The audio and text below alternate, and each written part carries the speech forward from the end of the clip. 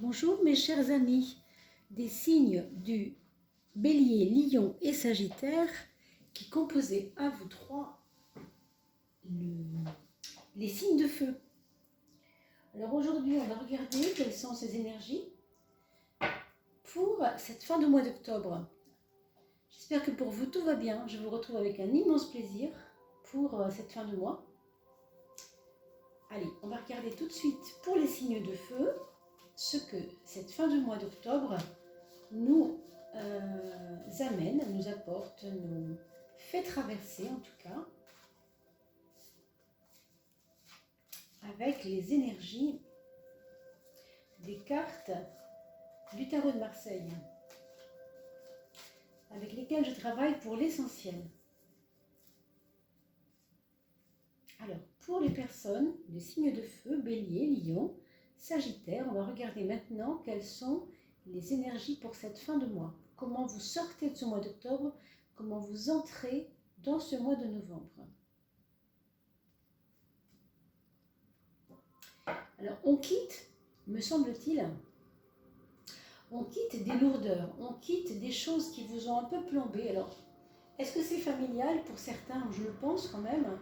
Il y a eu des lourdeurs, il y a eu des lenteurs, il y a eu des difficultés de communication, hein, peut-être des retards aussi, hein, administratifs, mais pas seulement. Des retards aussi peut-être de gestion de quelque chose. Hein. On laisse cette énergie-là pour aller vers quelque chose qui va se déployer, qui va se débloquer, qui va aller vers un mieux, si vous voulez, un mieux-être, un mieux aller. Hein. Donc, pour les blocages, ben, ça va être du déblocage. Pour le retard, ben, ça va être enfin une libération par rapport à quelque chose. Pour les problèmes de santé, si c'est le cas, il peut y avoir aussi, par exemple, des choses qui vous tenaient à cœur, que vous n'aviez pas peut-être les diagnostics.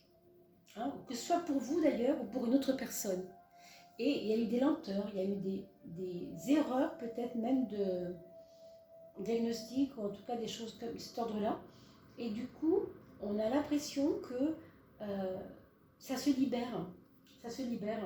Vous allez rentrer dans ce mois de novembre avec peut-être une petite légèreté, quelque chose qui va vous donner un peu plus de légèreté, de joie peut-être aussi, parce qu'on part quand même de l'ermite. L'ermite, c'est une carte lourde, hein. Vous savez que l'ermite, c'est toujours... ça représente toujours quelque chose qui est assez plombant, voilà. C'est toujours un peu des relations difficiles, on manque de confiance, etc. Et là, vous allez vers une libération, vous allez vers quelque chose qui était un peu inerte, en fait, qui n'avançait pas, hein. Et vous allez vers une énergie un petit peu plus bougeante. Vous voyez, ça n'avançait pas et tout d'un coup, pouf, ça se met à marcher. Est-ce que pour certains d'entre vous, ça ne pourrait pas être un mois d'octobre où il y avait des promesses de quelque chose qui ne venait pas? Et tout d'un coup, pouf, ça part comme ça, ça se déploie. Hein. Il y a comme une impression de déploiement. Et puis de légèreté quand même, hein, malgré tout. Alors, je vois peut-être aussi, des... Alors, ou un voyage, ou quelque chose qui vous tenait à cœur, un déplacement qui vous tenait à cœur, qui ne pouvait pas se faire avant cette fin de mois d'octobre, voire début novembre, pour des raisons que j'ignore, mais... Et si ce n'est pas un déplacement physique, ça peut être le déplacement de quelque chose. Alors, une structure, dans l'entreprise, par exemple, un bureau qui peut se déplacer, par exemple. Ça peut être ça. Hein. En tout cas, 9 et 10 font 19. Regardez, mes amis. 9 et 10 font 19. Le 19, c'est le soleil. Et évidemment, c'est très, très, très porteur. Ce mélange-là, tel qu'il est placé, est plutôt vers le positif, et plutôt vers l'ouverture et vers le mouvement. Mais en même temps, c'est aussi un 19. Autrement dit, le 19, c'est toujours très dynamique. Très, très dynamique. D'accord ? Alors, on a ici un chariot à gauche et une justice à droite.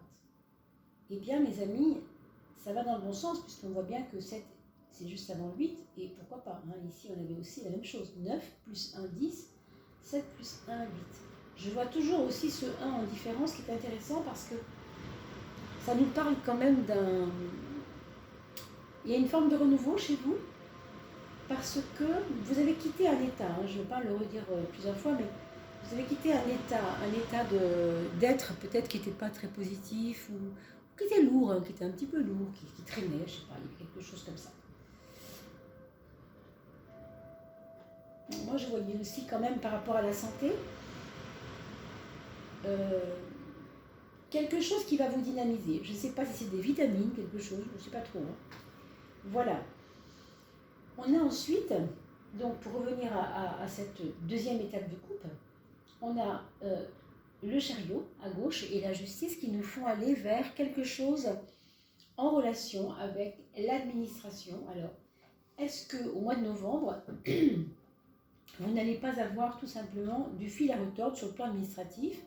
Vous êtes prêts, attention, vous êtes prêts, il n'y a pas d'angoisse à avoir, on a l'impression que c'est ok, on a fait ce qu'il faut, on a tout ce qu'on a mis en place, on l'a fait, et franchement, même si vous aviez des peurs, elles ne sont pas fondées. A priori, vous êtes plutôt bien organisé, bien outillé, prêt à suivre.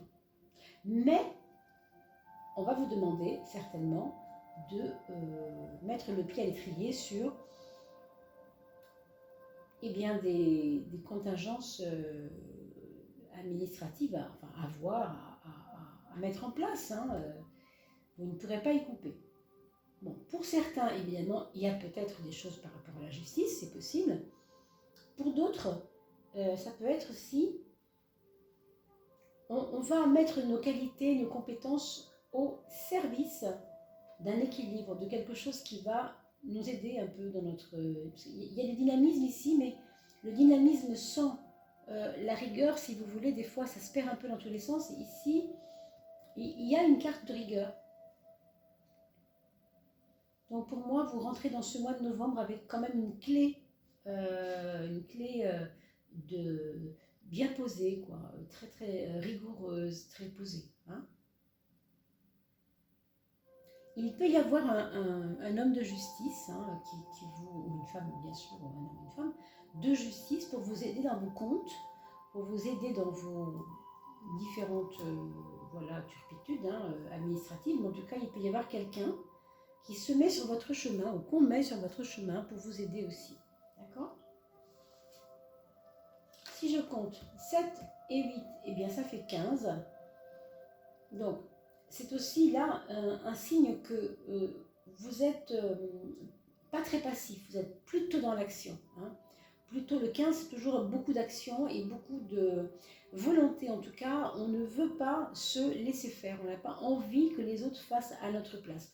Donc, il y a un côté comme ça, bataille dans votre jeu pour ce mois de début de novembre, en tout cas la fin d'octobre.